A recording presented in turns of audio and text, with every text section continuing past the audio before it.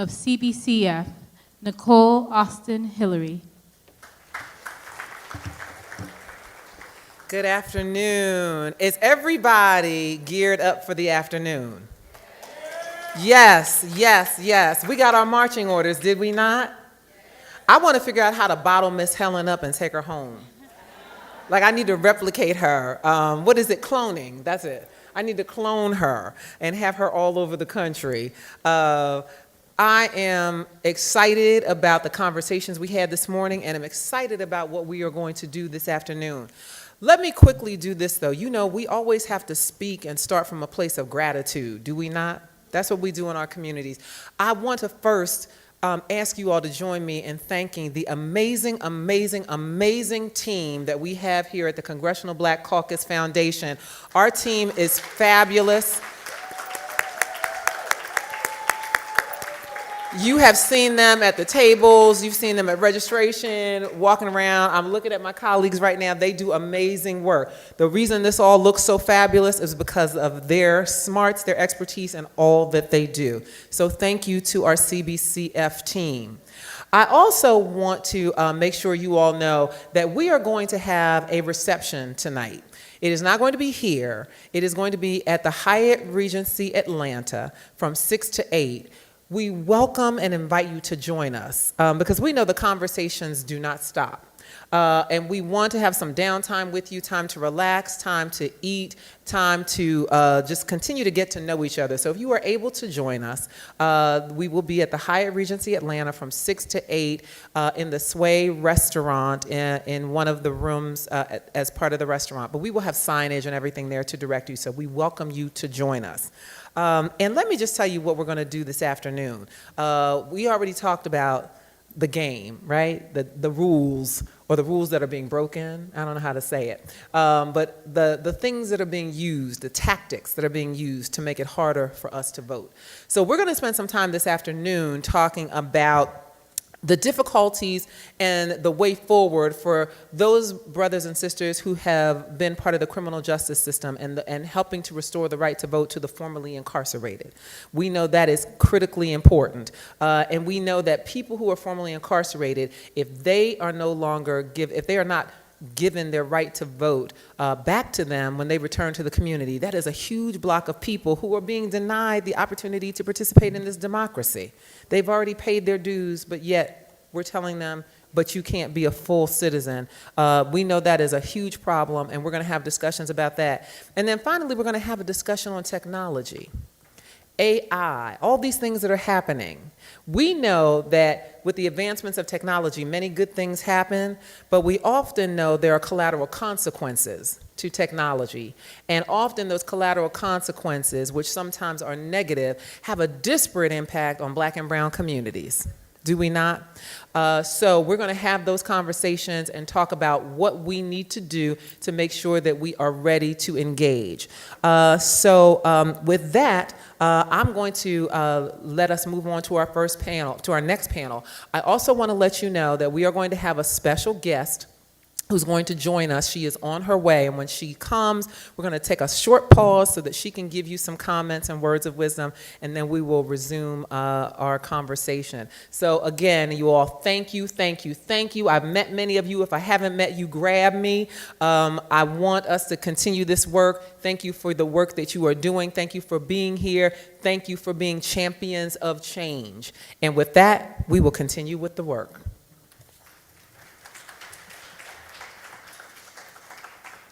Welcome to the afternoon session. Here to moderate session 2, Unlocking the Ballot Box, Restoring Voting Rights Through Criminal Justice Reform. Please welcome Fallon McClure, Deputy Director, Policy and Advocacy, ACLU of Georgia. Fallon leads ACLU of Georgia's policy and advocacy work in the First Amendment, privacy, and criminal justice spaces. Prior to the ACLU of Georgia, Fallon was a criminal justice strategist for the Working Families Party, where she advised coalitions and oversaw electoral work for legal elected offices across the nation. Good afternoon, everyone. I am so honored and grateful to be here today with you all. I'm excited to moderate this panel with some of my favorite people to do this work with. So, with no further ado, I will introduce the first panelist. The first panelist is Karima Hanifa. Karima is a Muslim native of Charleston, South Carolina, though she has spent a lot of her time here in Georgia working with us. She is from a large family of 16 siblings. Wow. And she has gone on to do several speaking engagements around representation for formerly incarcerated folks. She is a lead community organizer, and she leads the No Taxation Without Representation campaign. So please welcome Karima Hanifa.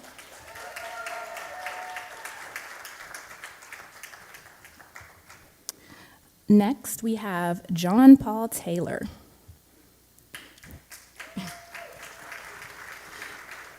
John is the father of 2 daughters and a native of Birmingham, Alabama. He embodies the concept of be the change you want to be or that you want to see in the world.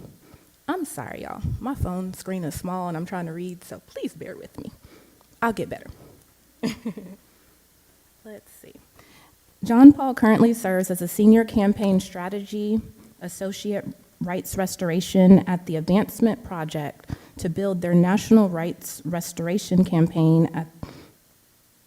He also served as the first rights restoration field director for the Southern Poverty Law Center, covering Alabama, Georgia, Mississippi, Louisiana, and Florida. Please welcome John Paul Taylor.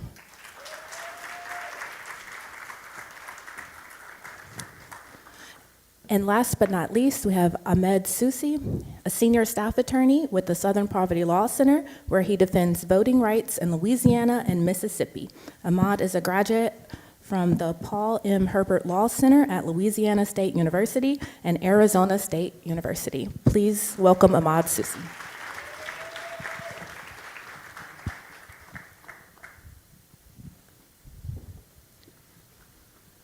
All right, can y'all hear me?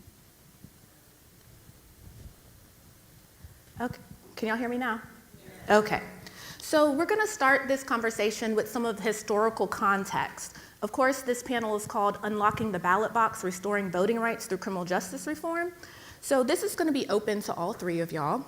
So as of 2023, only Maine, Vermont, and Washington, D.C. uphold the right to vote for individuals with felony convictions.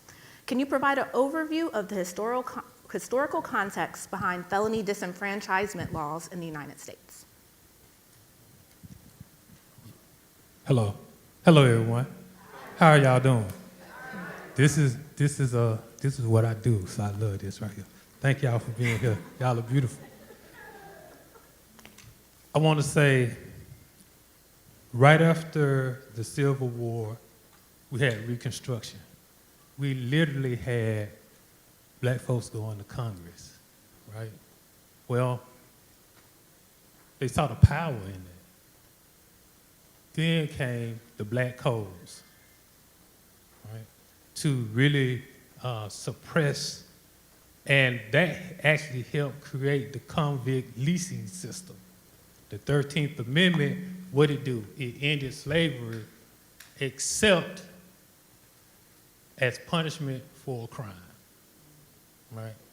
So all of this then, as a lot of the states start seeing black people building power, particularly in a lot of the southern states, what they did was go back in their constitutions and institute felony disenfranchisement to go along with those black codes, right?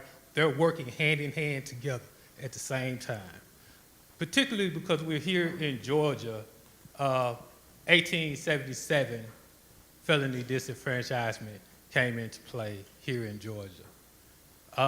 It was so intentional, like in 1901, Alabama, Representative Knox actually went on the record and said this is explicitly meant to maintain white supremacy, right? People had no fear.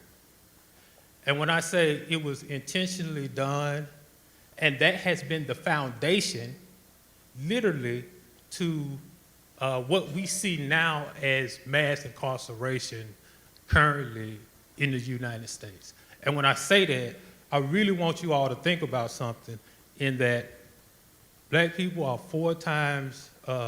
are disenfranchised at the rate 4 times more than any other race, right? The United States has the largest prison population in the world. We don't have the largest population, we have the largest prison population. Understand it was intentional from the beginning. The plan has been working, and that's why we fight every single day to dismantle, change, not just change the system, reinvent and really take our power back, right? So the past, we better know it. I tell my young people all the time, reading is fundamental. Learn, read your constitutions, really understand the powers that govern you, right? So that's my answer, y'all. I'll move on. Thank you, John. I think that really works for the next question that I'm going to send to Ahmad. It really sets up the context. So Black Americans comprise 40% of the 5.8 million Americans projected to be disenfranchised in 2024. 40%, y'all. So how do systematic racism and racial bias within the criminal justice system play a role in this issue? And if you can maybe share some of what you've seen in your work. Sure, and please, if any of you guys want to go, definitely step in, and thank you all for being here today.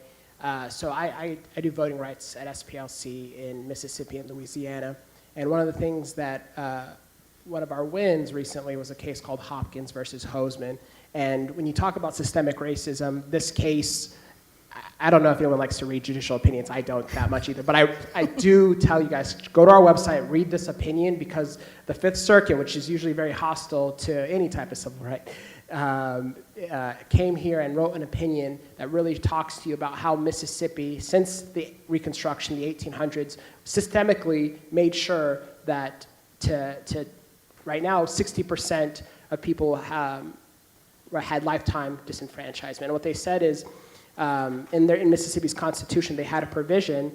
One of them was, these are the crimes that if you commit it, you lose your right to vote for life. And some of these crimes, you might be thinking, oh, these must be the worst of the worst, when in reality, it's writing a bad check for $100 or stealing $250 worth of lumber, right? So this is like the small stuff that after you've done your time, you come out and we believe in the system of rehabilitation, and Mississippi says, no, we're not gonna let you get your right to vote back.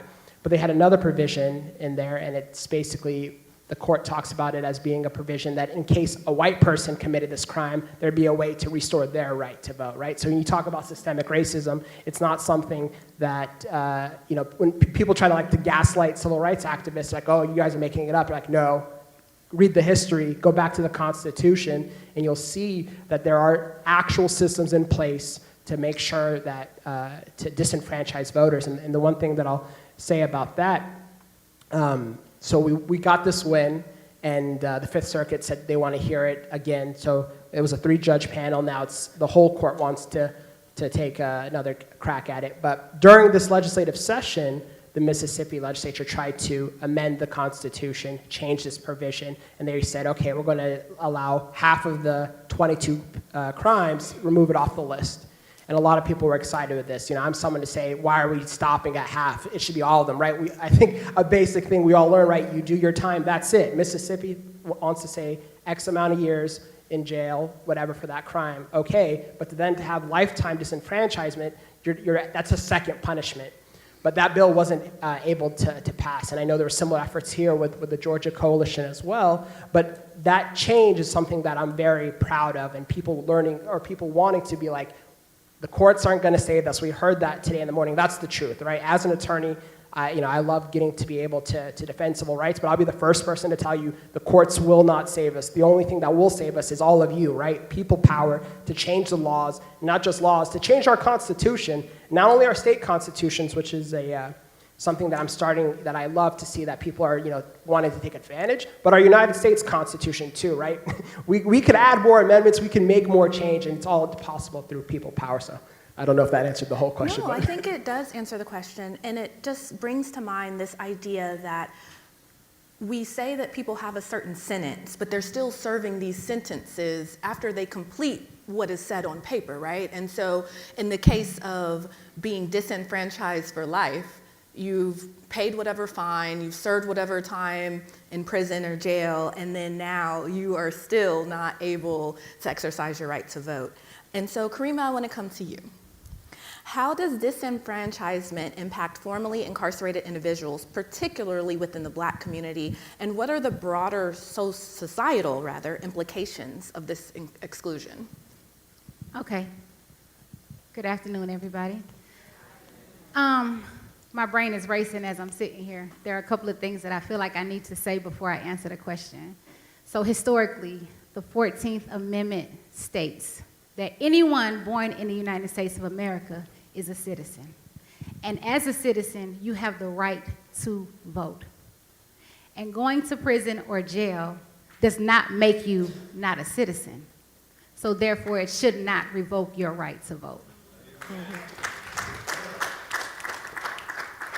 That's my first statement. My second statement is, as someone who is directly impacted by the criminal justice system, here in the state of Georgia, at the age of 15, I was sentenced to 2 consecutive life sentences. I served 26 years in prison, and I thought that I had paid my debt to society. I was believed to be safe enough to live in community, but not safe enough to participate in community. To learn that I am felony disenfranchised for the rest of my life, but I am required to pay taxes for the rest of my life, right? Brings me to another step. I don't want to be the elephant in the room, but I want to talk about this. One of our presidential candidates recently was convicted, okay? And has publicly announced that he is still going to run for office. As someone that is directly impacted by the criminal justice system, if this individual is allowed to participate in that form of civic engagement, regular people like myself should be allowed to vote.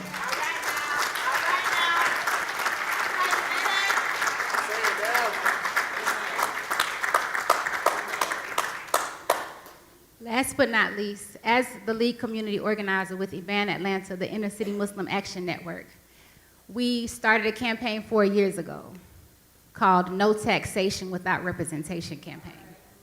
A lot of us don't think about it. We pay taxes like 3-4 times. You pay taxes when you cash that check, they're getting it off the top. You paying taxes at the end of the year, you paying taxes when you go in the store and you buy a pack of bubble gum, but we don't think about it, right? It's normal. When you go in the store and something costs $139 and you get a receipt that says $145, $155, you don't question it. But someone who is disenfranchised is always thinking about how I must pay extra, or the IRS is gonna be looking for me, but I'm not allowed to participate in democracy. So the No Taxation Without Representation campaign is a petition that was started to create awareness and to show those in power that there is an interest in people who are directly impacted by the criminal justice system, and that community understands that individuals who believe that they are a part of community are less likely to ever recidivate. My last point is this. That campaign is slowly transitioning into a vote in my honor campaign. So everybody in this room say, vote in my honor. Vote in my honor. Vote in my honor. Vote in my honor. There are people in our marginalized communities who don't believe that democracy is real and that their vote doesn't count and that no one is listening and that the votes will be trashed, right? And so if you know someone who feels that way, encourage them to vote for people like myself who cannot vote but want to vote, right? As we the people, the Capitol is our house. Nobody under the Golden Dome has a job unless they have constituents. You are the constituents. And so I encourage everybody in this room to go to the polls and vote. And don't vote for people just because they look like you, but because their morals and values mirror what you believe in. One day we're gonna all be old. One day we all are going to need assistance. Everybody gonna need Social Security. And there are systems in place who want to erase Social Security. And so I want you to take that into consideration. And if you didn't want to vote, please go and vote in honor of someone who cannot. You know, everybody knows somebody been in jail. Pookie, Bobo, Lil Don Don, Mike. Call them and ask them, I don't even want to go vote, but who you think I should vote for? You would be surprised to see that people that are directly impacted are interested in what is happening in their communities and who is in power. Thank you, Karima.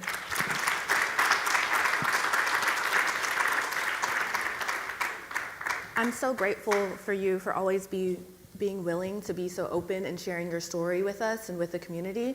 And although I've heard you tell the story several times, every time I hear it, there's always an extra nugget of wisdom. And so I'm just thankful and grateful to be in community with you. And thank you for.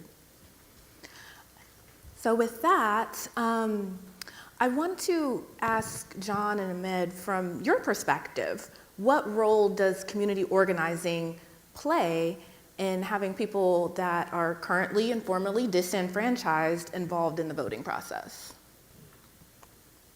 So we're saying formerly incarcerated, which is part of the group. But do you all know that 76% of the 4.6 million people that are disenfranchised are actually living out in the community, right? So that means community organizing, we can change the law all day long, but we have to actually get out in the community where those individuals are, one, to help them build power, but also to educate them, because educate them on what their rights are, because most people they get the information on how to get locked up, but never when they're released on what rights have been restored to me, what comes back to me, right? That never happens. So a lot of the community organizing is just doing a lot of advocating at the Capitol, and all those things are great and beautiful. But it's also just walking, talking, caring, being in community with your brothers and sisters to say that we are, because this is what community looks like, right? We're not separate. We're all the same. We're equal. We're together. And if we don't walk that way, if we don't talk that way, if we don't move in that fashion, things don't change. So when we say community organizing, that grassroots, on the boots on the ground, that day-to-day grind, one of the things that you learn is the nuances of what happens even in trying to navigate the law. Because it's all written down beautiful and perfect on these pieces of paper, but actually maneuvering through these systems is so difficult at times. And sometimes, you know what a person needs? Just somebody walking in that building with them, just so they'll feel okay, so they'll feel safe, they'll feel like somebody got their back, right? It sounds very simple, and it is, but some of us aren't willing to put ourselves, and I'm putting the onus on a lot of us. We don't want to put ourselves out there in harm's way. You know what we better start doing? Put ourselves in harm's way. And that's what a lot of these grassroots, or the real grassroots organizers, a lot of us have never seen them for real, because they out there doing the work. It's a brother sitting over there, and I have to give much respect, Dominique Harris, a real community organizer out here every day doing this stuff for the people. Don't ask for recognition, don't ask for praise, but just doing the work for the people. So that's why the community organizers, the grassroots orgs are so very, very important, because they are the root, they are the foundation of this. They're gonna keep going when the money's gone, when the cameras go away, when there's no fanfare, they're gonna be out there doing the work. So thank you, brother, for your commitment to the people. So that's it. I mean, there's not much for me to add. You know, JP said it great. The only thing that I'll say is I'll give a Louisiana example. We have an organization that some of you may know, Voices of the Experienced, and similar to what you're saying, every time they have a monthly meeting, they go and tell everyone, just because in Louisiana, there's this myth that if you've committed, you know, a crime that you're unable to vote, and because of Votes Work, right, and other grassroots organizations, there are ways to restore your right to vote. But this last legislative session, you know, people tried to strip the advancements that we made. So one thing that, you know, we all talked about before this panel is even if you get that law, even if you get that amendment, whatever you get, it's not just because it's written doesn't mean it's permanent, right? There will be times where people believe, and they'll come up with no facts, right? They always ask us to produce all this data to show why whatever they believe is wrong, and they can come with their own beliefs and be like, no, well, we don't believe that these people should vote. And because of community activism, because of the power of the people, we were able to stop that bill from going anywhere, but just to stay vigilant that even if we have these rights, we can't just sit back. We have to protect them 100%. Thank you. So one of the campaigns that I'm working on in my current role at the ACLU of Georgia is a No New Jail campaign. For those of y'all that don't know, Fulton County is trying to, allegedly, build a $1.7 billion jail. Number one, they don't have the money. But then also, one of the things we've done through data and research and reports is you don't need a new jail if you fix some of the issues. So we've written 2 reports, we've studied who's in jail, we've provided solutions, we've testified at county commission meetings, we've done polling of the voters, etc. So my question is, how can reforms at various stages of the criminal justice process, arrest, you know, maybe pre-arrest diversion programs, sentencing reform, and then also during incarceration re-entry, how can reforms at various steps of the way help to restore voting rights? And what long-term strategies do you think are needed to ensure that, to your point, that they're permanently protected? As they always, you know, sometimes we feel like we take a few steps forward and then they come and we have to, you know, we go back a little bit. But how do we make sure these things become permanent? And that's open to all of y'all. I guess I'll answer first. I think it goes back to old school community organizing. Before there was a label on community organizing, the church took care of the community. My grandmother, my grandmother's grandmother, and my mother, they fed those that were less fortunate. They clothed those that were less fortunate. They housed those that were less fortunate.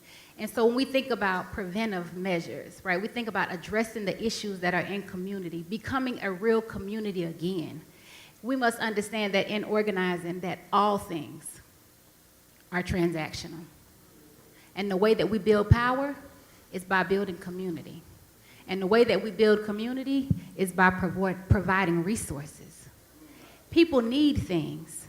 And when we don't have access to these resources in these marginalized communities, property goes down, crime goes up, and those who believe that they are permanently in positions of power abuse that power. So we have to learn to rebuild community and know that everyone has a positive purpose, that everyone can help to build out this ideal community, the beloved community, as Martin Luther King spoke of, the beloved community. Once we begin to address the issues that plague our community, we can begin to rebuild our community. And that is my answer. Thank you.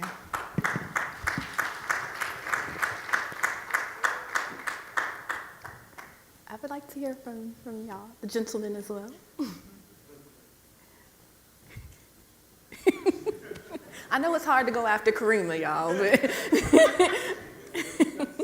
I mean, the only, you know, I don't want to go because you said it perfectly, but it's truly that people power, and it's making sure elected officials know that their jobs aren't permanent. It's holding them accountable, and if they're not going to do the job, right, we're going to find someone who will, type of thing. So just reminding them that they serve the people.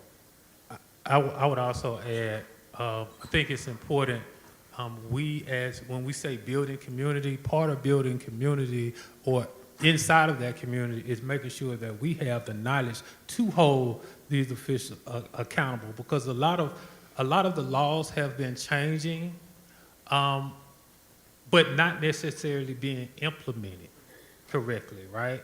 And so it's also making sure that they're being implemented, and we as the people, if we know the actual process and we're learning the process, as it goes to, we actually have when we say part of the power is making sure that we know the law and the processes to be able to know when they're misstepping, right? To hold their feet to the fire or get them out of there, replace them, put somebody else in who's going to actually, make it work.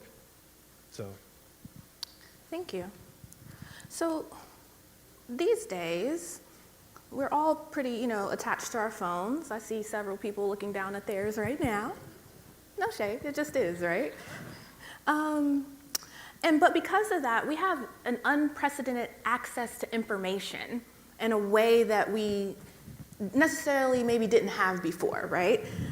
So what role do you think the media should play in raising awareness about voting rights restoration, and also challenging societal attitudes about why and who should be able to vote?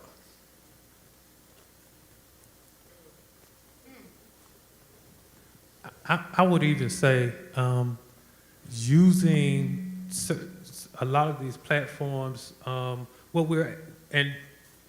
if you pay attention enough, you are actually finding this in really going out and talking to the people to dispel some of the myths, meaning kind of to Karima's point earlier, there are people who want to vote.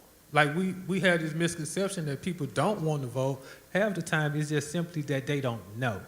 So using these platforms, one, to spread information. And when I say spread information, doing it in creative ways. Like part of my work, how I even got into the rights restoration space, using the arts as activism. I ran a spoken word organization, working with young people, telling their stories, empowering them to give their voices, right? Putting their voices out there, putting their message out there in a way that's accessible, right? Doesn't have to cost you a whole bunch of money to, to access a lot of these platforms. And a lot of what's honest is a lot of the younger people, this is where they're finding, this is where they're getting their information from. So why wouldn't we use this platform to actually put that information out there, especially in forms where they can really digest it and understand it. So. One thing I'll say about the media is that they need to actually talk about it. One of the things that we mentioned is that oftentimes, media forgets about people who need their rights restored, and sometimes they only consider them when it comes election season, when it's too late to make the change, right? So there are so many people who are forgotten, and I mean, it's not just a voting rights thing, and I'm preaching to the choir, right? It's a criminal justice thing, right? The conditions of where they're at, I think you said it perfectly, treating humans like humans, right? And it's as basic as that. Thank you.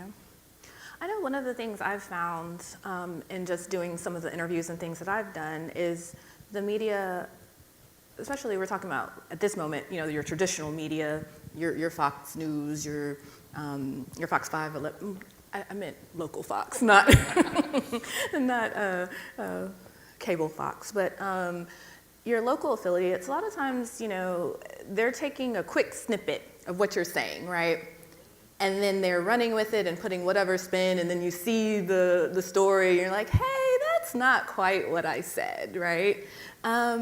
So I know we've kind of touched on this, but how can we kind of use these technology and digital platforms, whether it's, TikTok, Instagram, Snapchat, et cetera, to just like really get to the issues? I've seen some groups do it well, and then some it's kind of like, they have a presence, some none at all. Like, what do y'all think we should be doing, like specifically on like the social platforms? working on narrative, changing the language, right? Stop calling people felons. Absolutely. Taking ownership. Somebody asked me, well, what would you call them, JP? I said, call them by their name. It sounds very funny, but it's real, right? For one, it's a conversation. If you ever go out trying to register people, if you ever stood at the bus stop trying to register somebody to vote, asking them their name is a very simple conversation starter with folks, right? When we say making people feel human, making them feel like they're a part of this society, this democracy, just call them by their name. I know we label people and we do that for our own good. The media does it well, right? But I would say that, starting with that narrative, like changing, how we, and one, so people can, like I say, just take that out of their own psyche. Because some of this is about changing your mental mindset too, right? So. Absolutely. So you're saying we got to make sure we use people first language. Yes, absolutely. Right. I just want to add on, when you think about how you refer to people, the system was created to create a hierarchy, right? Black people, white people, good people, evil people, angels, demons, rich people, poor people, right? To create that division when we are all just people, right? They say hurt people hurt people. So we are just moving forward and causing more harm with people. Who in here would like to be addressed as the worst thing they ever been called in their life? A dog, a whore, a thief, a murderer, an inmate, a bastard, right? When we think about people, it's important that you address people with dignity and respect. Something that I learned coming back into community is even when I'm having my worst day, I'm gonna still respond to you respectfully, because I don't want this thing to elevate. Today might be my last day, right? Somebody might decide today gonna be your last day here. So to respond and address that person in that issue and say, hey, I'm gonna respect you and you gonna respect me, right? That puts us on even playing grounds. But nobody wants to be reminded of what they did on yesterday, especially when they have repented, especially when God has forgiven them, especially when they have forgiven themselves.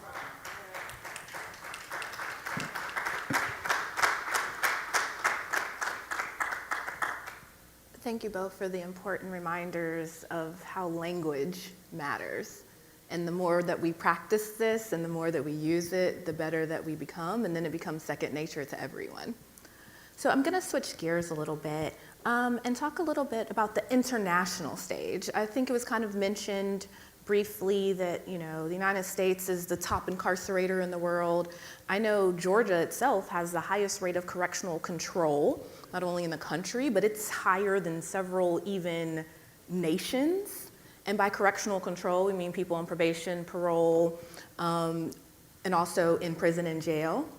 And that's crazy, right? A whole state has more people under correctional control than entire countries. So clearly there's some solutions, and folks have been figuring stuff out, but we choose not to. So it says, since 1994, France's incarcerated population has been permitted to vote. And today, only a small portion of the country formerly incarcerated are unable to vote. For instance, convicted terrorists and political officials who have misused their power. So how can we look to these international voting rights standards to further inform our discussions and advocacy efforts surrounding voting rights restoration here in the United States? Maybe I should go last. Okay. I just want to say last year we actually received Josh McLaurin presented a bill in which we were actually given a hearing. Post-hearing, there were conversations around carve-outs, right? Everybody's looking for the lowest hanging fruit. I've always said that if we were going to accept the carve-out, that maybe the only people that should be excluded from that process are people that are involved in some type of crime involving voting.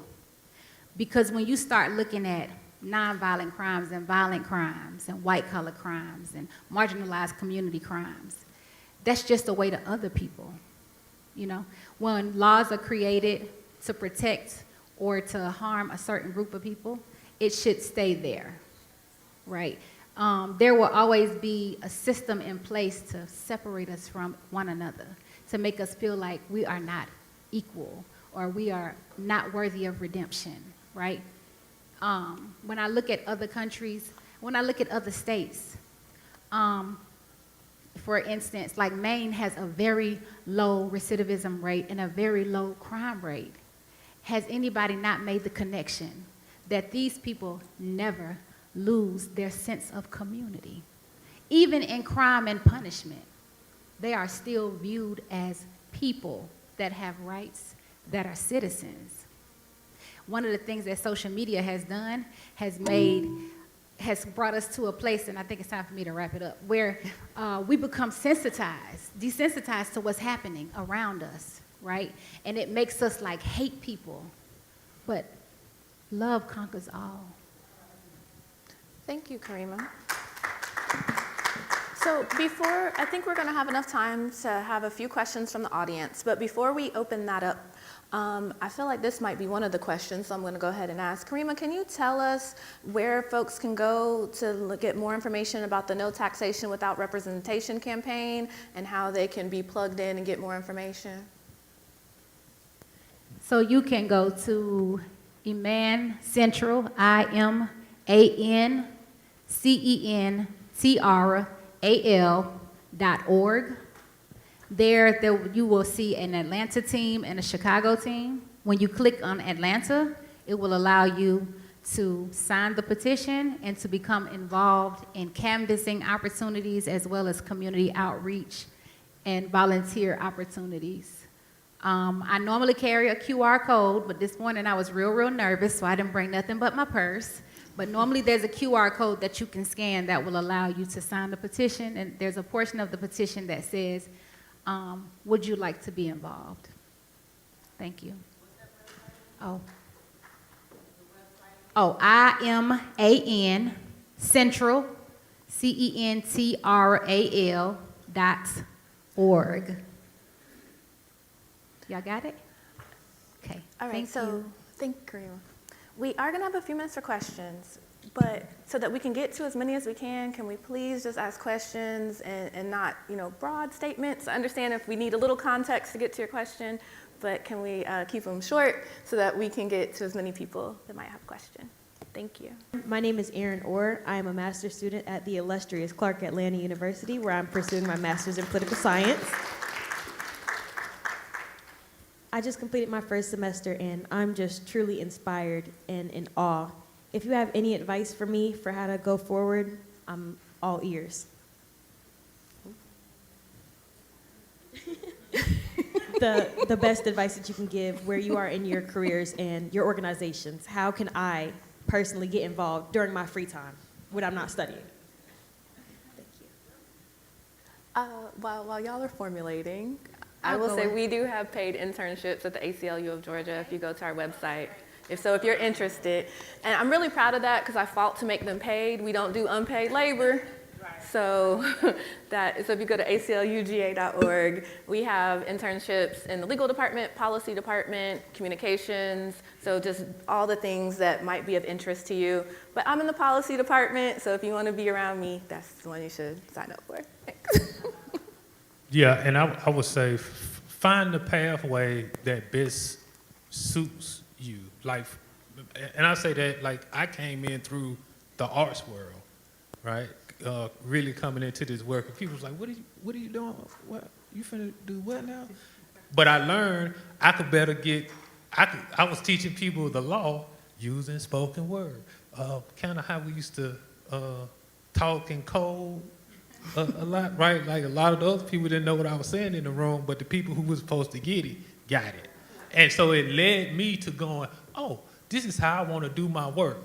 And I work with, I'm a non-attorney working with a bunch of attorneys often, and we have different mindsets where they go, okay, let me leave this man alone so he can ride his lane. And all I'm saying is figure out what your lane is, you know what I mean? And it doesn't have to be the norm, the robotic thing. Like that's what makes a lot of this kind of work, right? Is that we find your niche in this. So stay strong. That's what I say too. Right?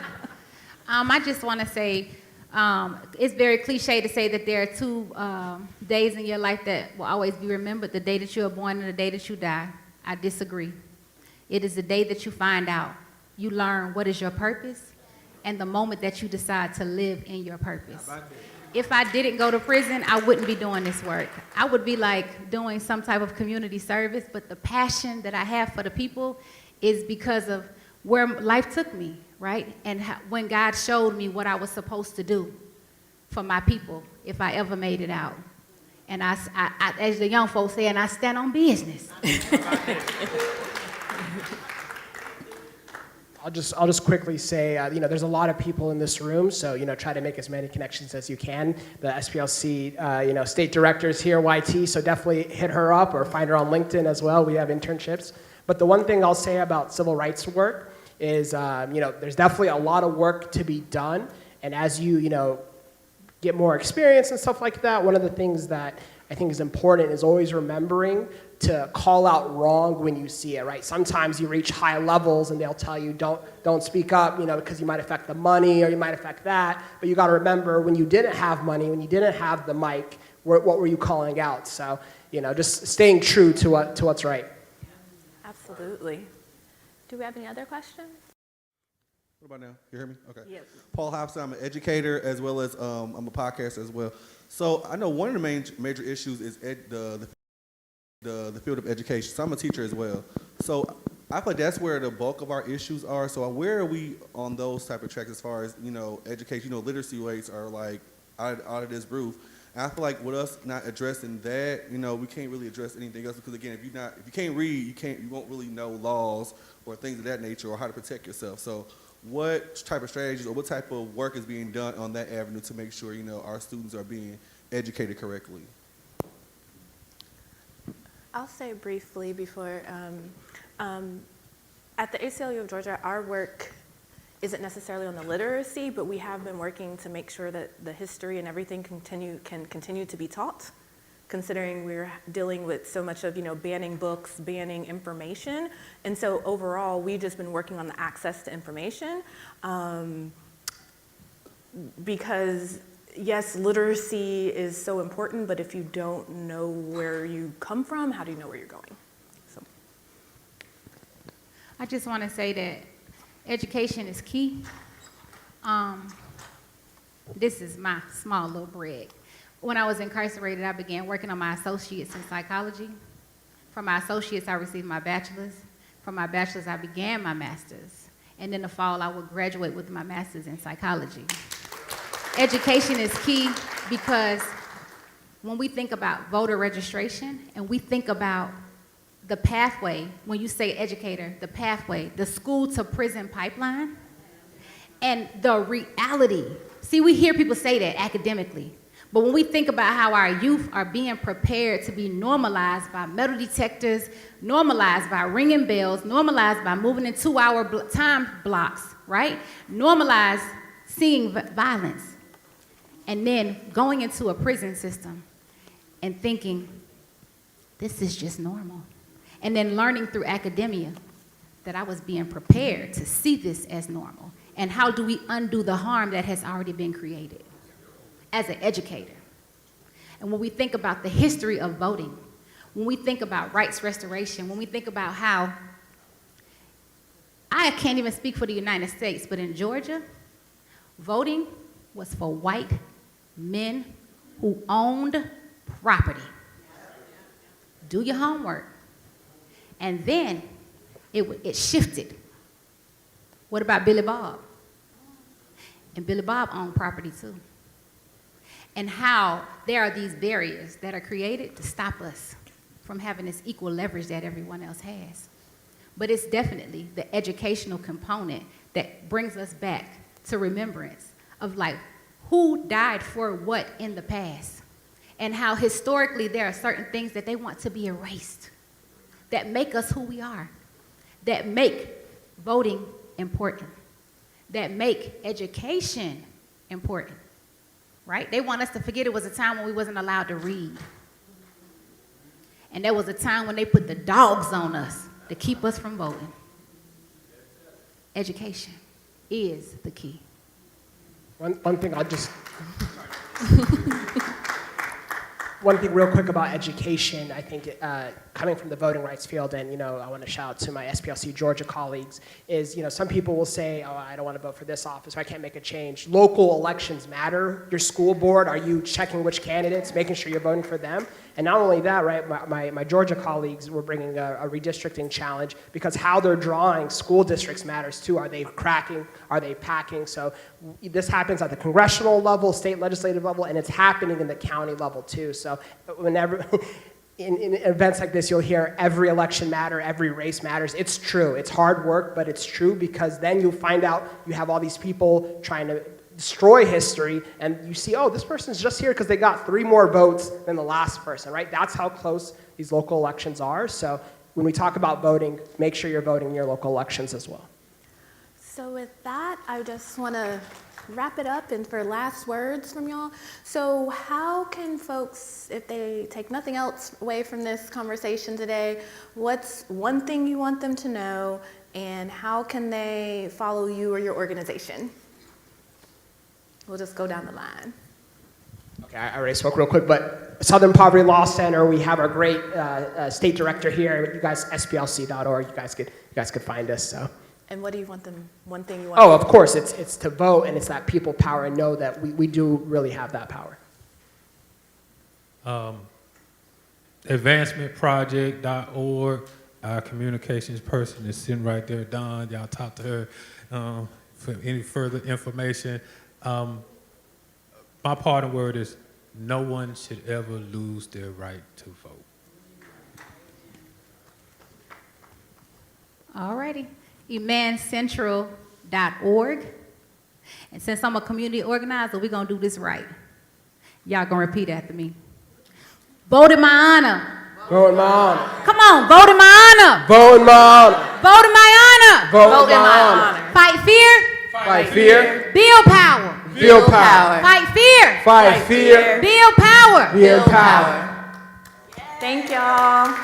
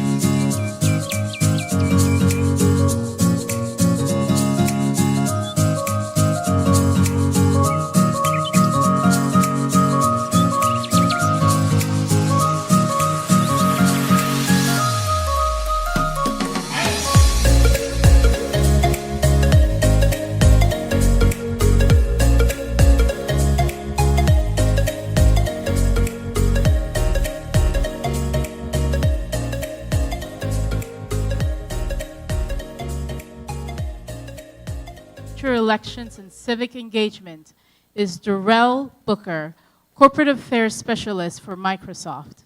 Mr. Booker is a dynamic leader at Microsoft's Philanthropy Division, renowned for spearheading one of the company's pivotal initiatives, the nonprofit Tech Acceleration for Black and African American communities.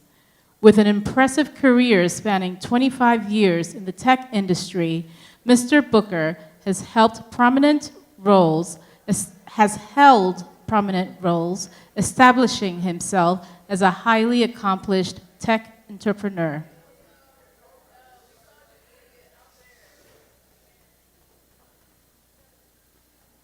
Mr. Booker to the stage, please.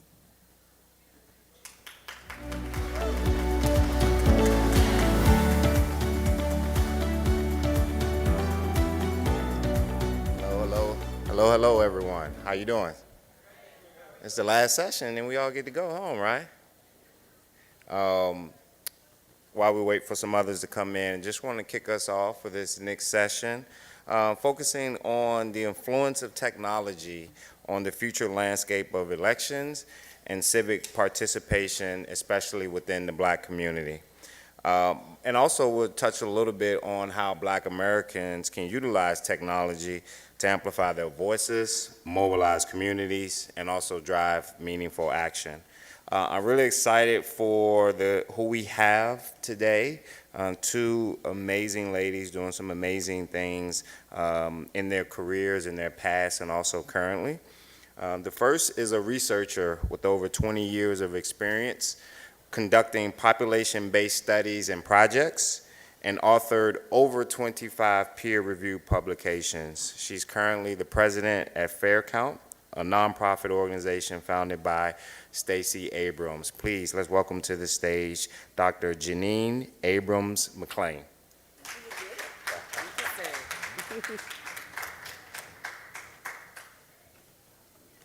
All right, and next up, we have a former deputy executive director of Fair Fight Action, a voting rights organization where she led pro-democracy reform efforts focusing on combating adverse messaging.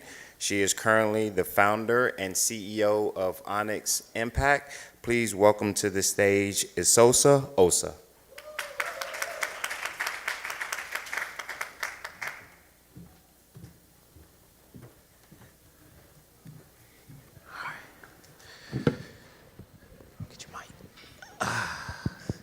Y'all ready for a great conversation? Of course, of course, of course. All right. Yes, sir. So before we just dive directly into questions, would love for everybody just to get to know you all just a little bit more. So can you tell us about yourself, and specifically something from your past? It could be a few years back, it could be decades ago, that really led you to do the work that you're doing today, that told you this is my calling.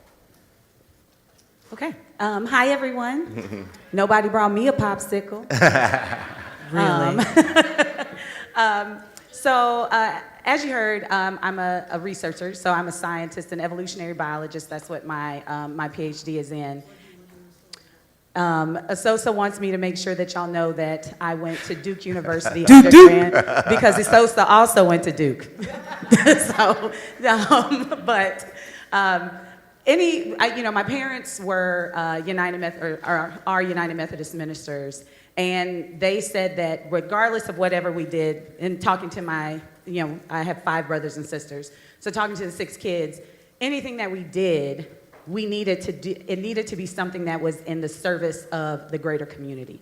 So even me going into science, I always had to think about, like, how is this serving the community? After I got my PhD, that took me to the Centers for Disease Control and Prevention, so I was in public health. But as an evolutionary biologist, the thing that I focused on that I was an expert in, was watching things change over time, slowly and surely changing over time. And so when my sister convinced me to quit my good government job at the CDC to start Fair Count, one of the things I immediately noticed, after the first year at Fair Count, is that I was still doing that type of work, but instead of looking at bacteria or other animals change over time, I was actually able to see communities and people change over time. I was able to see communities actually not only learn how to build the power, their political power, but also see them learn how to wield that power.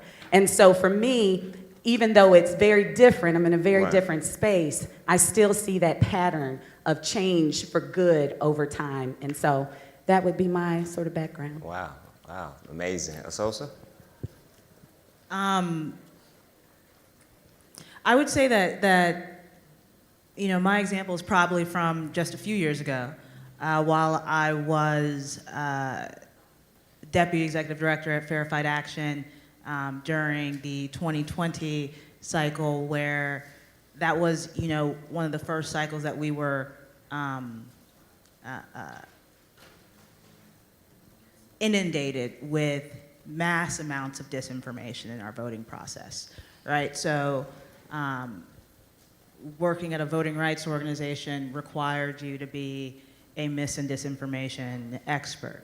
And I think I really understood the impact and need to, for more folks to understand this work when we got to the runoffs and we saw the danger and the harm that disinformation could do and how it impacted Black election workers in particular in the state of Georgia.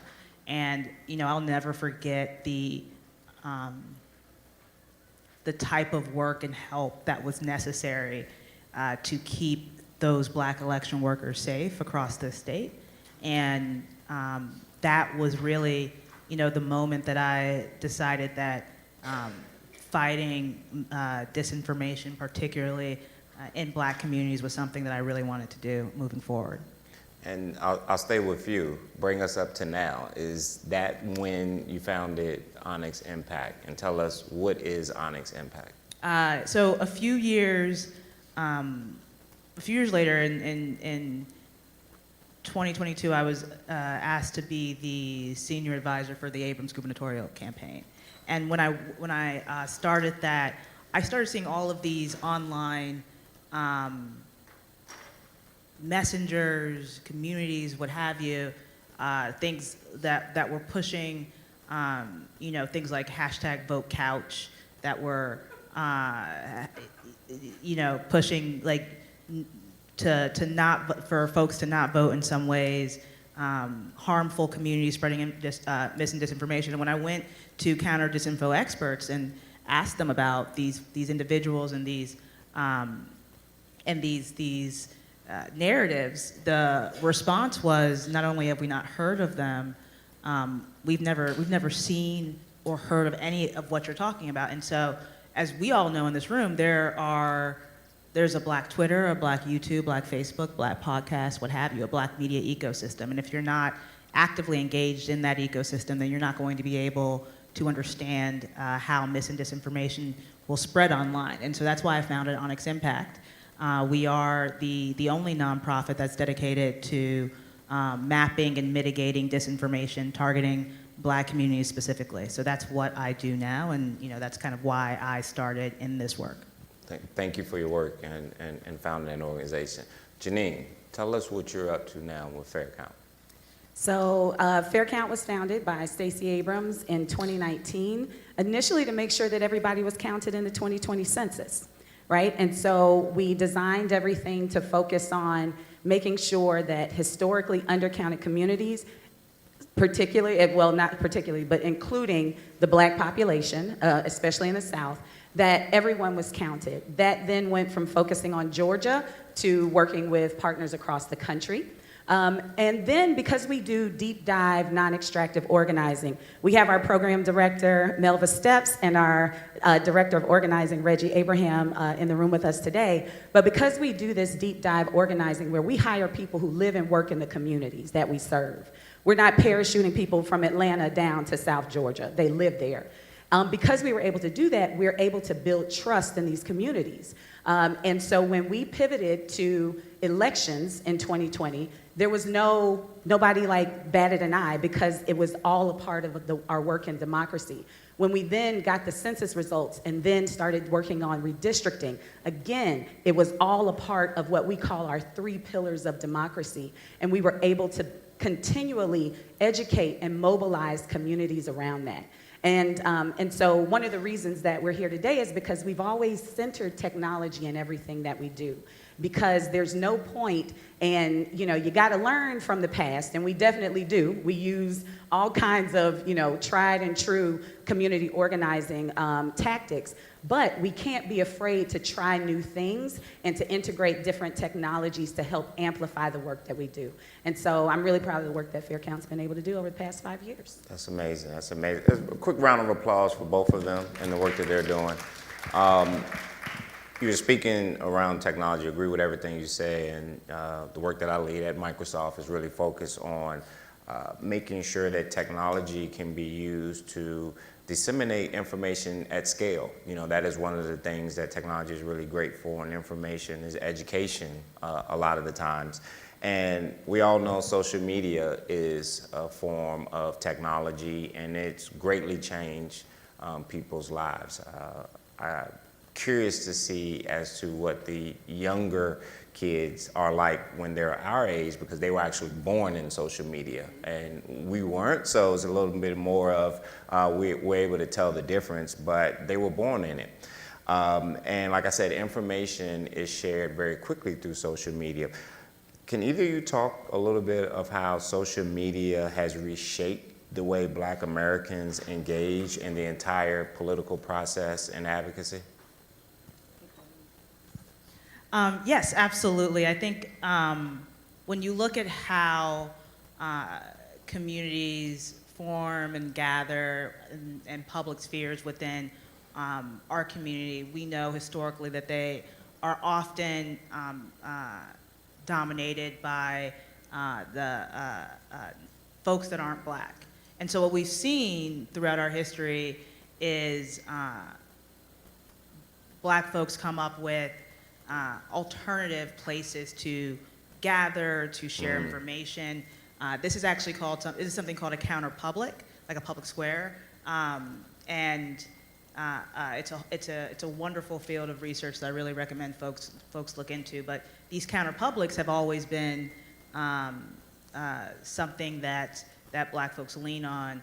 And so social media has created all types of counter-publics for Black communities to engage in. You know, one of the most the well-known ones is like Black Twitter, right? It's not just a place to have a conversation. It's a place where folks get jobs, folks get help, resources are spread amongst the Black community, and so that has been, you know, a major shift. And then the second way is that I think that the broader social media has fundamentally changed our broader media ecosystem. You know, we've gone from getting our news from primarily newspapers to TV, right? To, in 2020, I would say, you know, if y'all remember social media, like your phones were ringing every other second with breaking news, right? To now, post the 2020 election, when a lot of social media companies were embattled as to their role in mis and disinformation around the election cycle, what's happened is that most social media companies are deprioritizing political content across the board. And so if you are on social media, on Facebook, on YouTube, on Instagram, what have you, you're seeing just far less political content than we saw in 2020. And what that means is that folks in general are just not as tuned in, not as aware, or just not engaging with political content in anywhere near the same way. And the places where they are engaging in news and information, like a place like TikTok, on TikTok, there's no correlation between the news and the timeline, right? That's why things that are very old can still go viral. There's also no correlation between content and credibility, right? And so we are in a new media ecosystem right now where folks are getting their news from, or their information, not necessarily news, from a very different type of environment that was going to require very different tactics and strategies to be able to reach folks, especially ahead of elections. Yeah. Janine, any thoughts on that? The only thing I'll add on to that is also going back to 2020 and going back to your original statement about like the different generations. I think one thing that the pandemic did is it forced everybody to learn how to use the internet and social media. But that also that also created an entire, a much larger population of people that are engaging with mis and disinformation that don't necessarily have the tools and the skills to be able to identify it, or even the time to, you know, we all have had that aunt that like put something on Facebook, right? And, you know, you can either shame her and say, Aunt such and such, this is wrong, or you can have a conversation and tell her this is why it's wrong. But everybody doesn't have the time to do that. And so I think we just have such a challenge now because there are so many people engaged. And if they are getting the news and the information that they are getting is out of sync with time, and just it's just that much harder for us to do this, to combat that across generations. Yeah, and that takes me to the next topic. You kind of touched about it being out of time, which, you know, there will be some people who may purposely make something viral now to tell a certain narrative that's out of date, is what you're saying. And that's just a, you know, form of misinformation. And particularly in 2020, there was a viral video of a black man telling other black people not to vote, which was shared over 23,000 times on Facebook. How can technology, and either of you that may have any thoughts, how can it be leveraged to combat the spread of this type of misinformation within the black community? Absolutely, and I think it may be helpful first to define some terms so we're all on the same page when as we continue the discussion. In terms of the information disorder spectrum, we've got misinformation, we've got disinformation, and we have malinformation, right? So why do we have all these different words, right? So misinformation is simply incorrect information. Let's call it the wrong polling hours. That is misinformation. Disinformation requires intentionality. It's intentionally spreading false or misleading information. A simple way to say is lies with the intent to lie. And so that is if people are purposely pushing incorrect polling hours to different communities. That would be disinformation. And then malinformation is true information that is used to harm.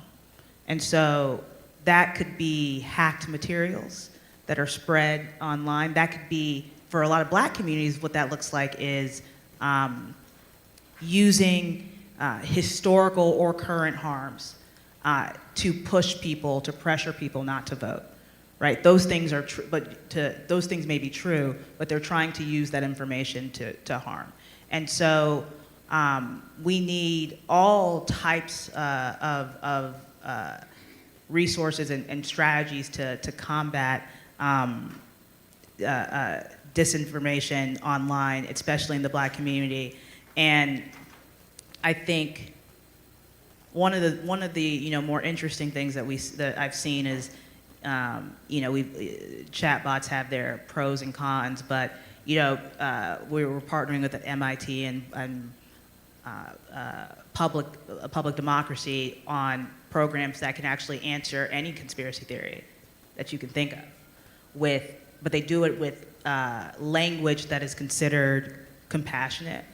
They do it with language that does not demean or what have you.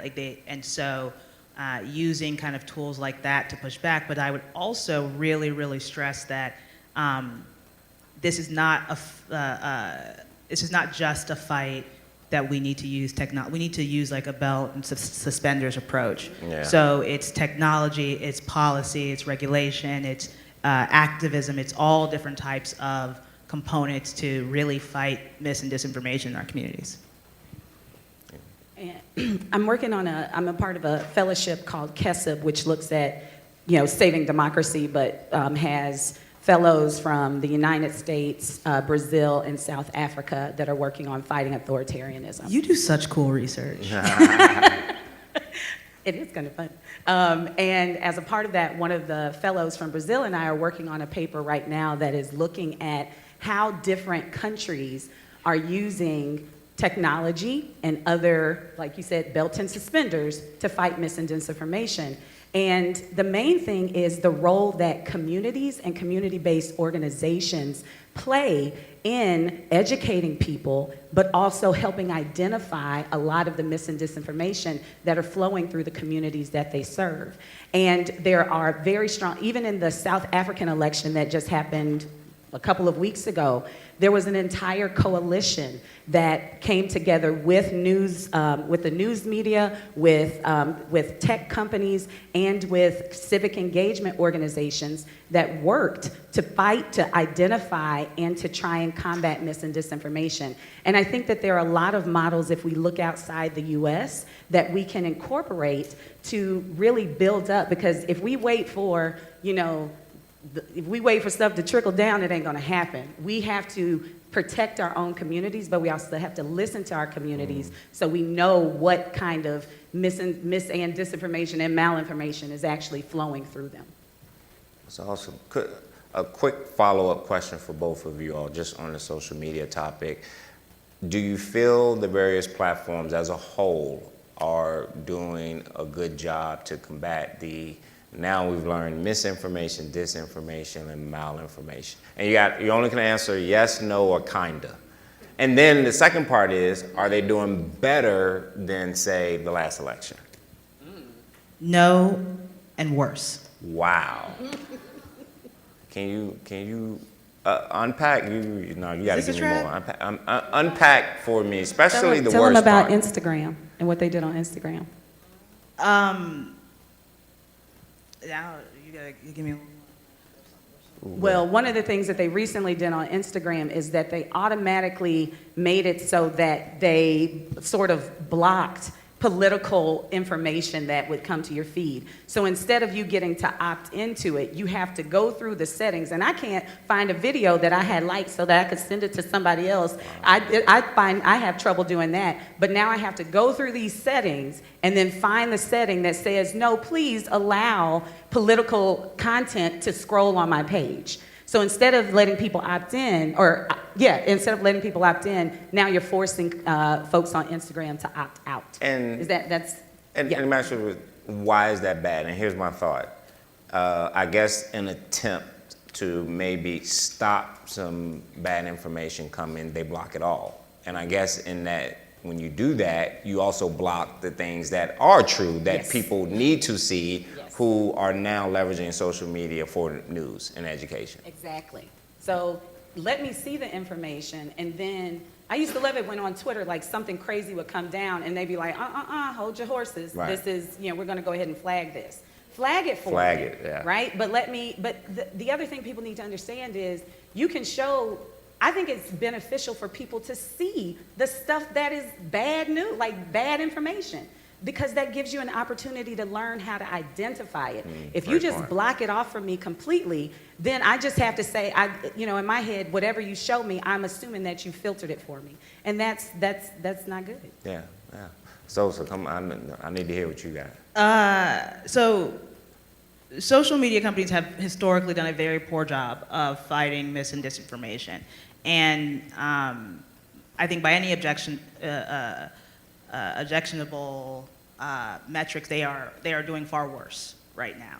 And so if you remember after the 2020 election, or during the 2020 election, most social media companies came up with all types of policies to restrict lies about the election, what have you. The vast majority of those companies took away those policies a few months after the election and have not restored any of them. In fact, the majority of social media companies have completely either abolished or significantly slashed any staff that has to do with content moderation, right? That they don't even consider it something worth investing in. In addition, most social media companies have come to the conclusion that let's just say that we have no accountability. We're not responsible for anything that is going to move across our platforms. That is what they're saying publicly, but what they're actually doing is going state to state to state to make sure that the accountability and transparency laws that states are trying to pass, that they are unsuccessful, or that they are passed and are so incredibly weak that they create a template of weak accountability and weak responsibility for platforms to push forward. And so heading into the 2024 election, we actually have fewer policies, content moderation policy, than we had in 2020. We have fewer people who are going to be able to distinguish between what is true and what is not. And it's going to be more difficult to reach the same number of people with good information. Other than that, they're doing fine.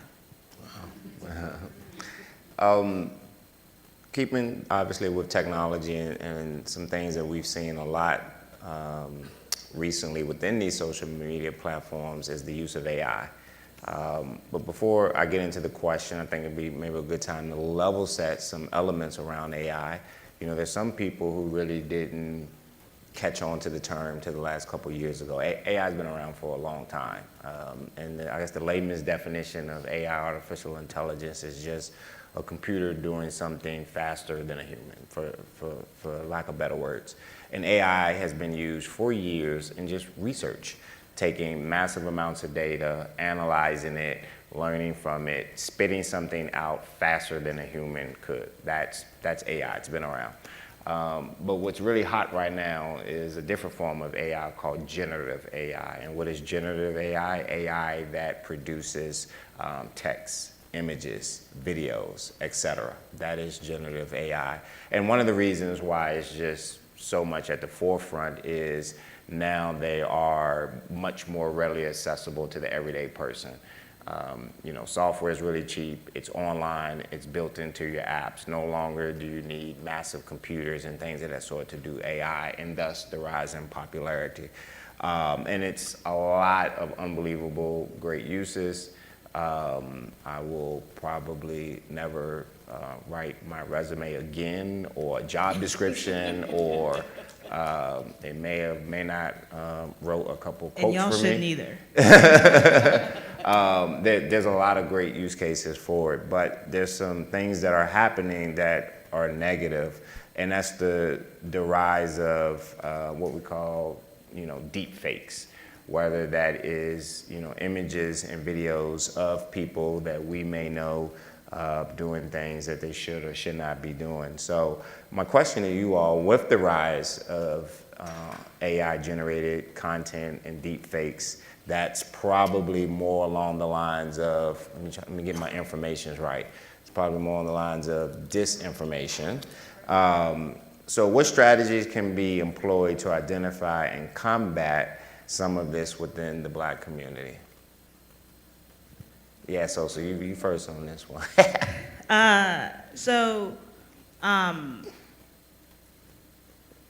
There's one of the kind of things that was a pretty large news story were these AI-generated images of the former president with, you know, with groups of Black people surrounding him, right? And there was also, you know, a video or a photo of, you know, people on his behalf, Black folks knocking doors, right? If you look closely at that photo, like, the guy has 3 arms, right? It's AI is not super good at limbs, at fingers, what have you. If you look at the other photo, you know, the hairlines of most of the Black men in that photo are messed up. They don't look normal. These are fake photos, but they are used to tell a particular story about support and community engagement, right?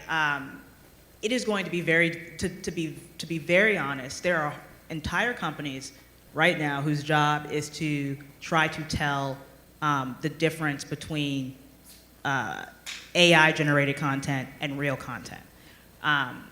There was a significant story a few months ago, or a significant issue where a false photo of the Pentagon having some type of attack was circulating online, and it was so believable that there were news reports on it, but a company that does this for a living had to come out and say, this is a false image. This never happened. This is not happening. And they also have been very clear in saying, it may not be a good idea for us to say this out loud because it is our business model, but we're only going to be able to do this for so much longer. Right. These deep fakes are getting so good that we're not going to be able to tell whether or not something is true. And so what that means is that the role of trusted messengers becomes more and more important in our community moving forward, right? I'm pretty sure that Barack Obama isn't lying to me, right? I'm pretty sure that the New York Times has probably fact-checked what they're saying.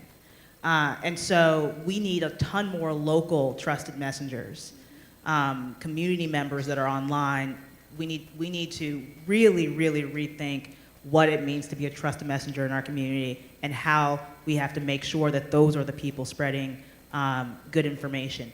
And we need to spread best practices within our community, right? Things like, I say this all the time, don't amplify, don't retweet, don't dunk on people. This is not the NBA. There is no dunking allowed on social media. What you're essentially doing is spreading that disinformation into everyone that follows you, to your community. And we know that disinformation works the same way, regardless of your income, your race, your education level. And that is that the more times that we see something, the more likely we are to believe that it is true, and the more likely we are to believe other people believe it's true as well. Our brains substitute repetition for truth. Yeah. That's how we teach the youngest of us, Yeah. right? And so the more times you push that type of information into your community, the more harmful it becomes. So making sure we're not amplifying information is going to be huge. And I can keep going with best practices, but I'm going to stop. Janine, I want to ask you a different question about Yeah, AI. 'cause she answered it all. Yeah, she did. But I did want to piggyback on one thing that she's talking about. Our work and the work that I lead is really focused on what I call leveling that playing field in technology within our Black community and making sure that those within the community are learning these latest and greatest technologies, i.e. generative AI. Why? Because, it's too many bad actors that's creating false information, but very easily you could have those within the Black community who learn how to use those same tools who's generating AI for good and, rapidly creating correct and positive content. So I really think we really have to double down on getting to our young people, making sure that they're learning this technology because they're going to be the ones that's going to, combat, one for one. But Janine, you all are using AI in a different manner. Tell me about that. Yes. So I said that, at Fair Count, we love to integrate technology. And so last year, during the Mississippi statewide elections, we were a part of the Cooperative Impact Lab's Generative AI Experimental Cohort. We get to do cool stuff. It's fun. And we did a pilot project in my home state of Mississippi during the elections where when when you're knocking on doors, and how many people have ever knocked on doors in this room? Done canvassing. I knew it was going to be almost everybody, right? So after you've knocked on all these doors, and at the end of the day, you have to remember ooh, what did Miss Mary say at that? There's a lot of recall degradation. You can't remember everything. And a lot of that information doesn't make it back to the organization that you were canvassing for. You're hearing nuggets of gold and you don't remember them. And so what we did was a pilot project where we used AI, an AI pipeline. So after, a canvasser knocked on the door, Reggie was one of them. After someone knocked on the door, immediately before going to the next door, we just had them pick up their phone and leave record a 30 to 90 second voice memo. Just talk to Miss Mary. She says she has a plan to vote. She's going to ride with her aunt to the polls tomorrow. Or, hey, I just talked to Miss Sandra and she doesn't really want to vote because she doesn't, feel that either of the candidates mean anything to her or listening to her, right? So then we took those voice notes, transcribed them into text, and then took all of that information and ran it through Claude, which is like, it's kind of like, basically ran it through like a Chat GPT type AI that then pulled out different sentiments and different, top topics that were coming out that we could then, so we could understand in this county, people really have a plan to vote, like they are ready to go. But estimates in this county about turnout are probably off because these people are just saying they're not using this really active language. And so what we did with that, right, and what we're doing now is building that out to make it more streamlined. I just did a hackathon in San Francisco last week, I think, but we had a group of programmers that built an entire app that took that from us recording, transcribing, and then analyzing to talking into this app and it doing it all at once and then pulling those sentiments out. And that was in 4 hours. So imagine what you can do with this type of technology if you have time to develop it, which we're going to do, and then share it with other people. And so I think, again, going back to what you were saying, you hear all of this awful stuff about how AI is bad. And there are some bad things that people obviously are using AI for. But there is the opportunity for us to harness it now for good. At the end of the day, AI is a tool. Nobody is going to say, girl, don't use that hammer for that nail, right? You're going to use the hammer. And just because the hammer is bedazzled doesn't mean you're not going to use it. It's the same thing with AI. It is a tool, and we are going to do ourselves and our communities a disservice if we do not start figuring out how to use it for our benefit now. I wish we could drop the mic right there and just walk off the stage. 100%. Could I just want to. Go ahead. This is such a cool project. The idea that what is usually happening at the doors is like you get like what 1 or 2 lines to like maybe say one thing, maybe check a box. That could take in what 5 to 10% of a conversation, right? What they're doing is getting near 100% retention of information at every single door and immediately being able to use it. Like that is some of the most powerful and helpful stuff that you can do for the most productive persuasion method there is, knocking doors, right? It's such an incredible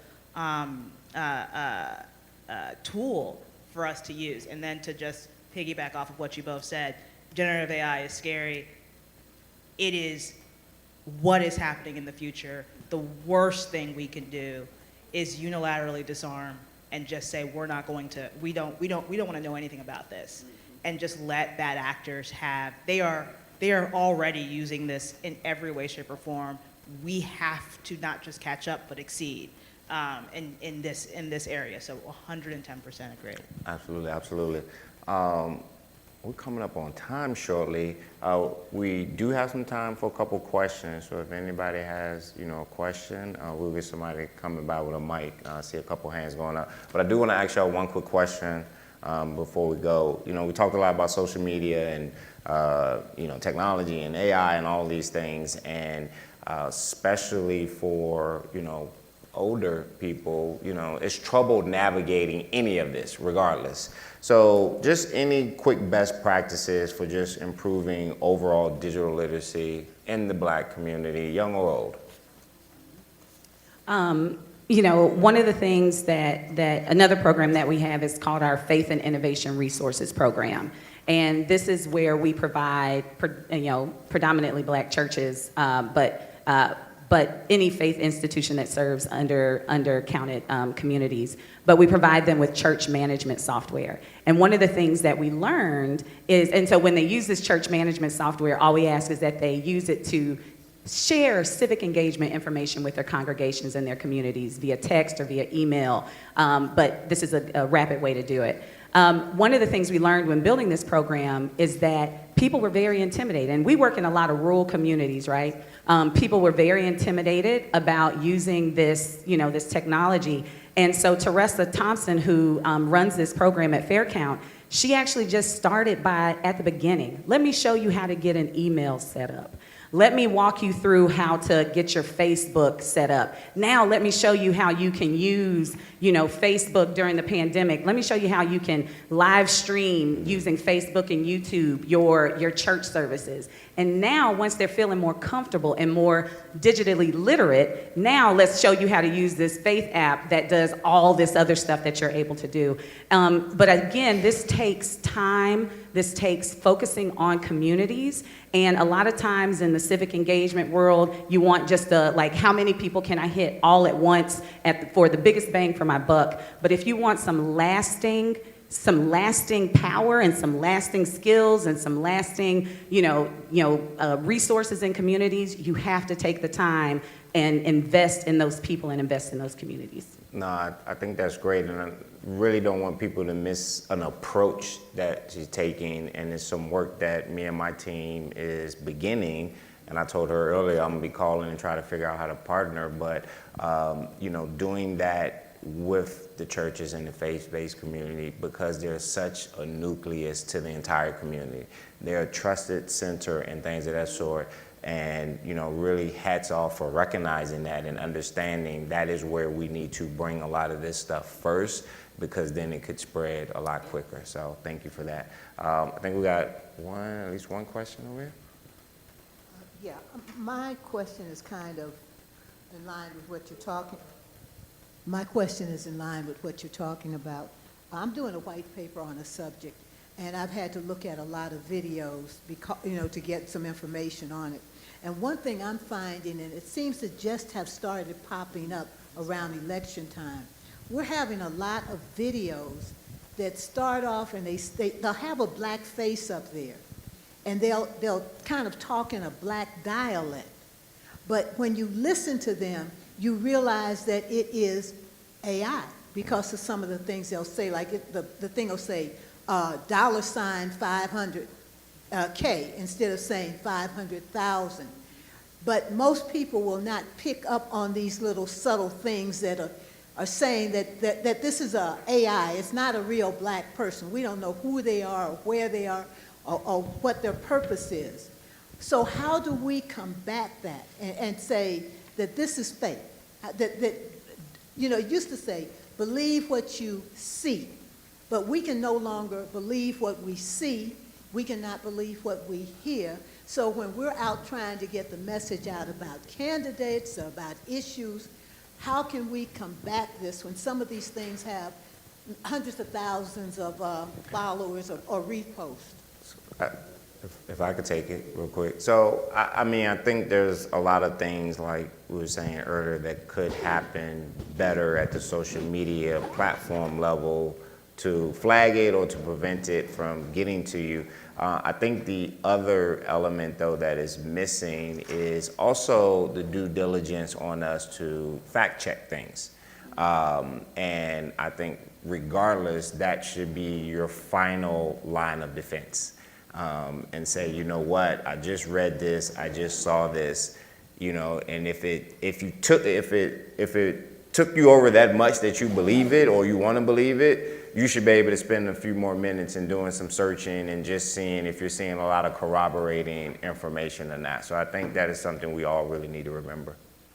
I would agree and double down on the importance of checking what you believe is true with one more source at the very least, and telling and making sure that you tell folks in your family and your community to do the same.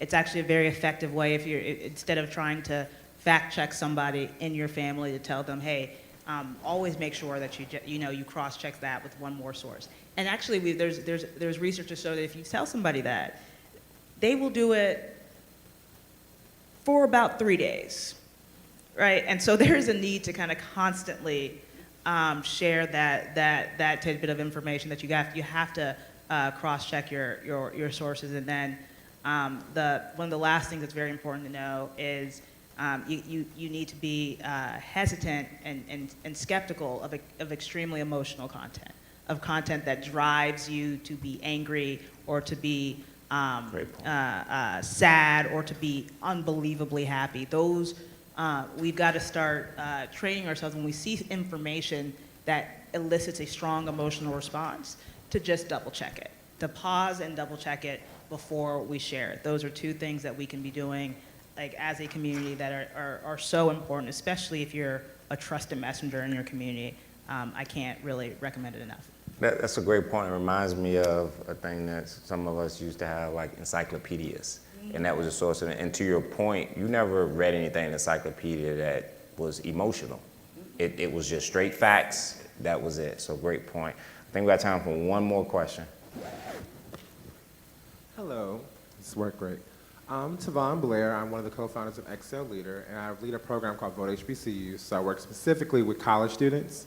And as you were saying, Isosa, about the political news that gets pushed away from the timeline or gets shadow banned, I see it often on like social media that the bad news or like the negative things get promoted and they get pushed out a lot. And so I want to see a space where technology and where AI is good and see the good in it, because I firmly believe in it. But when I'm working with schools or working with students who are told constantly that they should not use AI, what advice or what support can you all share as I talk to these different college students? Because I deal with disinformation a lot with these students. A lot of them say their vote does not matter. And I told them is that stop saying that. And let's talk through it and make it personal, because if you say it to one person, they tell 5, they tell 10, and that number continues to grow. And so as they work on their campuses, what advice or support can they think about, or can I share with them about how AI can be good for them, how new technology can be good for them? Because I think someone that said back here about how we can amplify the good things. We can use these people at these schools, like these students, to amplify these messages in the positive light to use technology. So any advice or support of how to use technology good, and for young people specifically, because they know how to use these platforms? Yeah, absolutely. And I think that the reason that a lot of bad content is still being promoted is because, again, the other side is just better at understanding technology at this point than we are. And they saw that shadow ban very early on, and what they did is they moved into lifestyle content, right? So they moved into non-political content on these spaces to push essentially political messages. We should be doing the same thing. These young folks are just treasure troves of lifestyle content. Do they care about sports?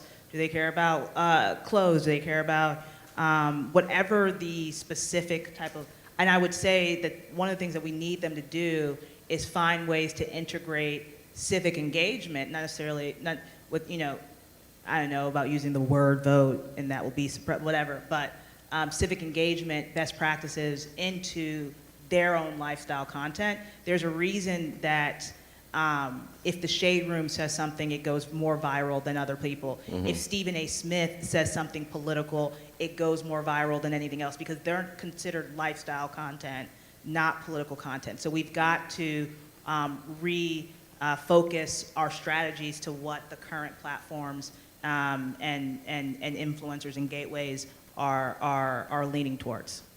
All right. Before we get out of here, how can people follow you all, get involved in your work, volunteer, donate, all of the above? You can go to faircount.org, or you can immediately run up to me, Melva, or Reggie in the back, and we can give you some more information about how you can get involved. Melvin and Reggie, raise your hand so people know who you are. There they go. Yay. All right.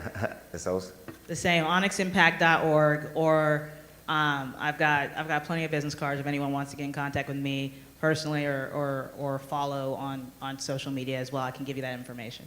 All right. Dr. Janine Abrams McClain, Isosa Osa, thank you so much for being here. Thank you. This is Thank you fun. all.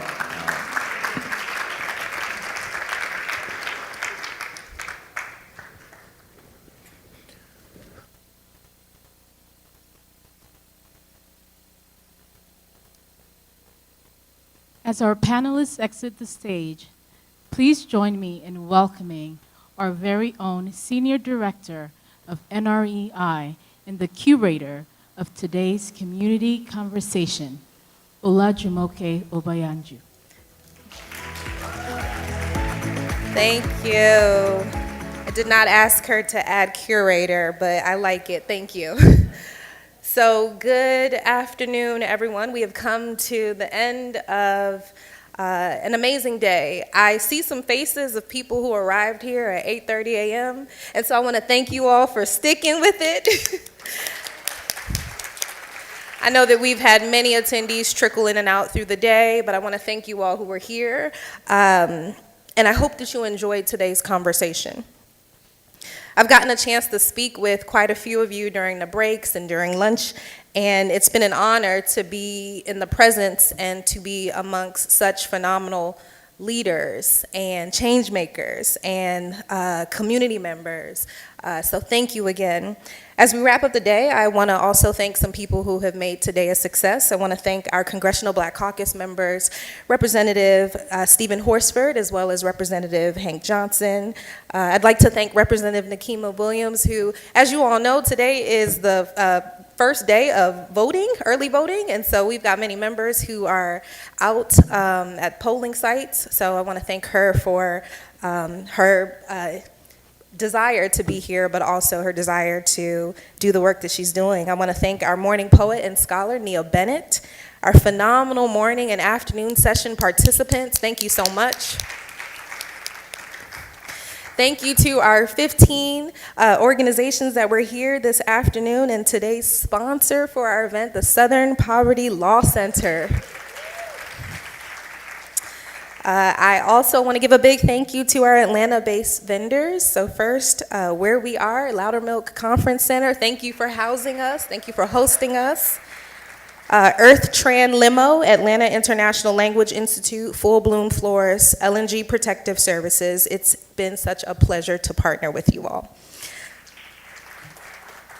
I want to thank our CBCF leadership and staff, our management team, our marketing and communications team, our Center for Policy Analysis and Research, and our outstanding strategic events team.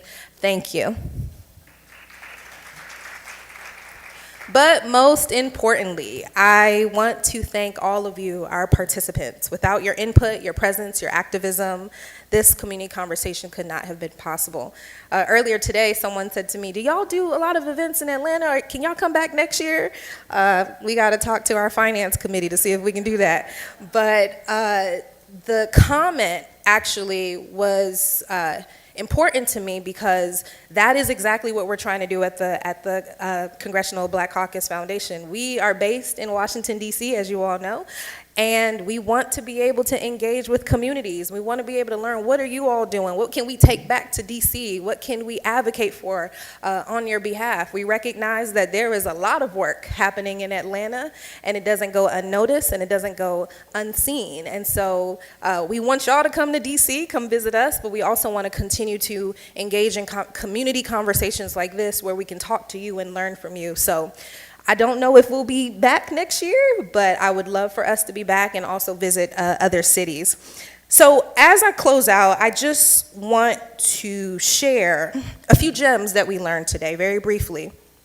During our fireside chat this morning with Nicole Austin Hillary and Representative Hank Johnson, he reminded us of what's happening real time in Georgia right now. What are some of the suppression tactics and mechanisms that exist? Because a lot of people think, oh, you know, there were tactics and mechanisms that were used in previous elections, but what's happening today? So he reminded us of those tactics. In our morning panel, Unmasking Voter Suppression, we were reminded that we can't keep relying on organizers to out-organize voter suppression. We need legislation as well. And so that's important for us to be able to take back to our legislators. And Clifford Albright told us that the three things we have to do: we have to show up to meetings, we have to mobilize block by block and report back to your community, and we also have to host petition drives to make sure that our voices are heard. Ms. Butler also reminded us of that we have got to, you know, maybe it's not you, maybe you can't do all the work, but how do you mobilize with your community, with your neighbor, with the people on your block and say, okay, you go to this meeting today, and I'll go next week, and then, you know, Mr. Thomas will go in 3 weeks. In our session, Unlocking the Ballot Box, Karima reminded us that all things are transactional. So we build power by building community, and we build community by providing access to resources. And in our last session, uncovering technology, we learned, now this was important to me, how many of y'all actually knew, now don't embarrass me, but you knew the difference between misinformation, disinformation, and malinformation? Actually, I'm gonna flip the question. How many of you didn't know? So we got a few hands. Okay? That's important because we use words, but we gotta make sure that we use them carefully, right? And so understanding that we have misinformation, we have disinformation, we have malinformation, and the differences between the three, but the point is, they're all bad, right? That's the point, but thank you for that. That's the point. So I know that I cannot tell you how to vote, but what I can say is that the upcoming election is significant. What I can say is that the outcome will influence healthcare policies, immigration policies, economic policies. The outcome will really shape what it means to be American. Which values will win out in the future election, and honestly, what our country will become. So I want to thank you for being here, but the greatest gratitude that you all can show me is to make sure that you show up in November. Okay? So thank you for being here today for our community conversation. Please look out for our NREI post-event Take Action Guide, which will share ways that you can get involved with our racial justice work. I also want to remind you all, if you're not following us, please follow us at CBCF-INC on Instagram and social media, as well as on Twitter and LinkedIn. We have everything. So follow us on whatever platform you choose.